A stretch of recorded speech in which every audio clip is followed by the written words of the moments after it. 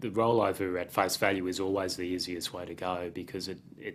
removes one seriously significant transaction cost, being the capital gains tax implications. I guess the problem though is that when you dig a little bit deeper, that is a little bit illusionary at times, particularly for a group of individual partners rolling over to a company. The attraction of taking that rollover can be diminished by the fact that they will still individually own the shares in the company. So if it's a standard rollover, for example, a partnership to a company under Division 122B of the Tax Act,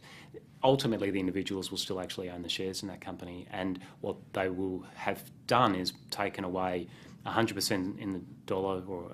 100 cents in the dollar, if that's the right way to say it, of income that they've historically been enjoying, and replace that with 70 cents in the dollar and an imputation credit or a franking credit. So that can lead to a situation where people, having done the rollover and then looking to restructure again anyway, so effectively a double restructure, because they'll want to divest themselves individually of shares and make those shares be owned via some sort of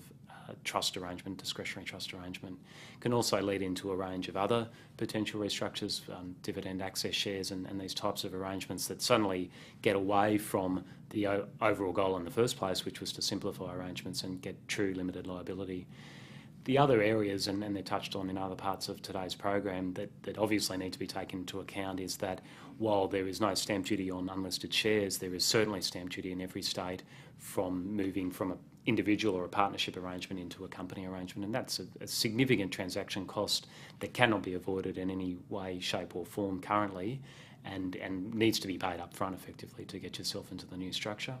And then the other ancillary costs that go around an incorporation include issues such as payroll tax, which is inevitably a lot more expensive if you've walked into a company structure as opposed to remaining in a partnership structure.